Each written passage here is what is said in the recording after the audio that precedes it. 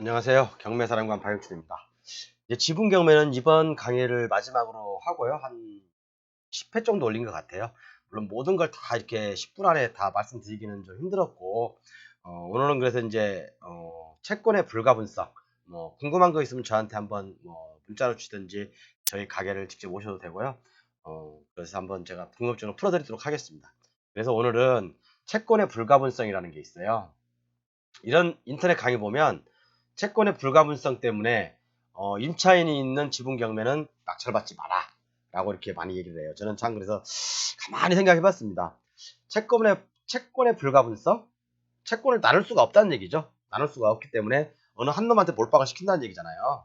놈이라고 죄송합니다. 어느 한 분한테 그냥 그걸 부담시키고 나머지 그분은 이제 그 부담받은 사람은 나중에 차후에 구상권을 행사해서 다른 지분권자한테 내가 이제 그 먼저 돈 내줬던 돈을 받는 거라고 보시면 돼요. 근데 이게 채권의 불가분성 때문에 지분 경매를 조심해라 라고 하는 분한테 저는 동조할 수가 없습니다. 왜? 저는 오히려 이게 있으면 너무 좋다고 생각해요. 이거 완전 땡큐죠, 땡큐. 감사합니다라고 빨리 경매 들어가야 돼요. 왜 제가 그런지 설명을 해드려 볼게요. 간략하게나마 이제 조금 있다가 바로 사례를 보내면서 말씀드릴 거예요. 자, 바로 사례 가죠 뭐. 바로 사례 가서 자, 이런 아파트를 하나 클릭해 볼게요. 자, 아파트를 클릭했습니다. 자, 채권의 불가분성이라는 게 뭐냐면, 그러니까 간단하게 설명드리자면 임차인이 선순위일 때 우리가 이제 낙찰자가 선순위면 인수해야 되잖아요. 인수해야 되는데 이런 임차인이 있을 때, 이런 부분 선순위 임차인이 있을 때 낙찰 잡지 마라. 낙찰 받으면 피똥 싼다. 그런 얘기를 많이 해요. 근데 저는 이 말씀에 대해서 절대 네버 동조할 수 없습니다. 저는 이렇게 선순위 임차인이 있는 물건이 더 좋다고 생각해요. 우리가 이제 선순위 임차인이 있다면 그 금액을 빼고 적정한 가격에 계산해서 낙찰을 받아야 되겠죠. 그런데 왜 좋냐라고 제가 설명을 해드려 볼게요. 자, 이런 아파트가 나왔어요. 자, 이 아파트 여기가 이제 경매로 나왔습니다. 백시아이씨 지분 2분의 1, 그다음에 오씨 아줌마 지분 2분의 1이 이렇게 나왔습니다. 근데 이건 안 나오고 백시아이씨 지분 2분의 1이 경매로 나왔어요. 근데 여기에 임차인이 있어요. 선순위 임차인이 거주를 하고 있습니다. 그러면 이 낙찰자는 적정한 가격을 계산해서 낙찰을 받을 거 아닙니까? 그러면 낙찰을 받게 되면 이 선순위 임차인이 백시 아저씨한테 내 임차보증금 돌려주세요. 나 나갈 거예요. 라고 하면 이 백시 아저씨는 돌려줘야 된다는 얘기죠. 이게 바로 채권의 불가분성이라는 거예요. 물론 오씨 아줌마한테 청구할 수도 있죠. 근데 이 사람하고 오씨 아줌마하고 사이는 좋고 새로 들어온 사람 백시 아저씨하고는 관계가 안 좋다 그러면 백시 아저씨한테 청구하겠죠. 그럼 백시 아저씨가 어떻게 하겠습니까? 나 돈 없어. 배째. 그러면 이 선순위 임차인이 할 수 있는 방법이 뭐죠? 그래? 알았어. 그러면 내가 이 물건 다시 경매 넣어버릴게.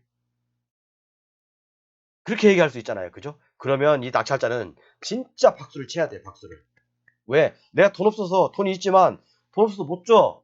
없다고 못 줄 테니까 네가 이 물건 경매를 넣든 말든지 알아서 해. 라고 하면 분명히 이 임차인은 이 물건을 경매 청구할 수밖에 없어요. 그죠? 임차권 등기를 해서 나간 다음에 경매 청구를 해도 되고, 현재 살고 있으면서 경매 청구를 해도 되고, 왜? 나 나가려고 하는데 이 양반이 백시 아저씨가 돈 안 줘요.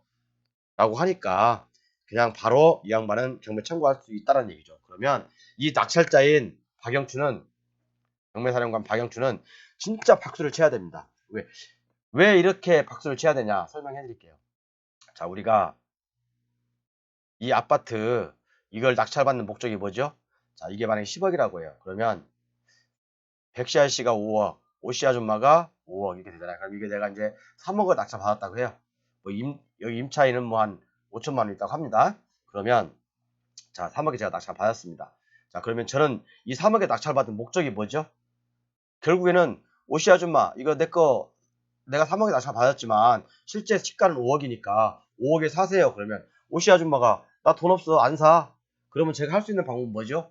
그러면 법원에다가 이 전체 물건을 이 물건을 그냥 턴키로 경매 청구하는 거잖아요. 그래서 만약에 이게 뭐 10억에 다시 낙찰됐다.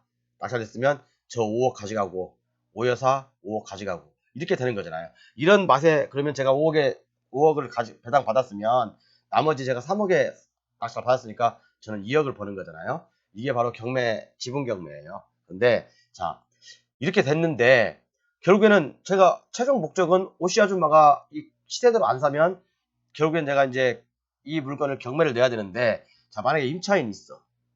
임차인이 여기 있어요. 임차인이 내가 낙찰받은 박영춘이한테 경매사령관한테 경매사령관님 돈 좀 주세요. 저희 나갈 거예요. 라고 하면 제가 뭐라고 하겠습니까?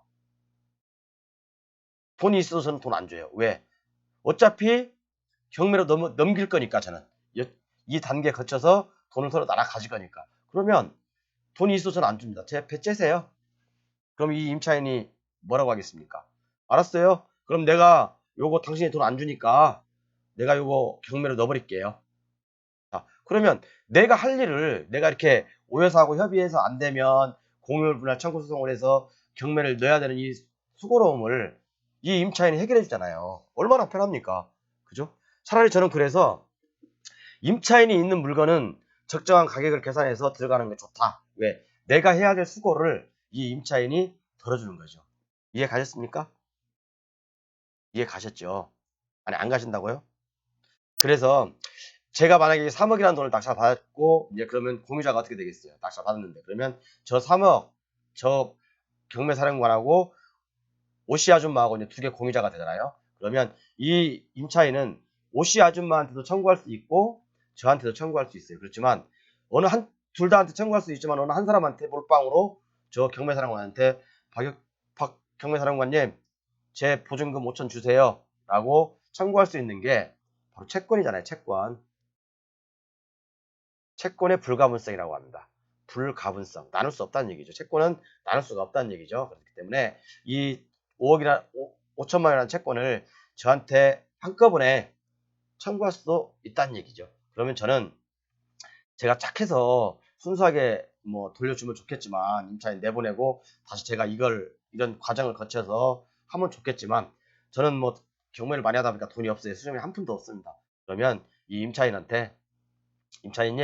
그냥 당신이 이거 나 돈 없으니까 임차보증금 받아가려면 선순위니까 어차피 임차보증금 받아가려면 당신이 경매 넣으세요. 저는 그렇게 해요. 저희가 해야 될 일을 이만큼 줄여주잖아. 이만큼이나 줄여주기 때문에 얼마나 편합니까? 그죠?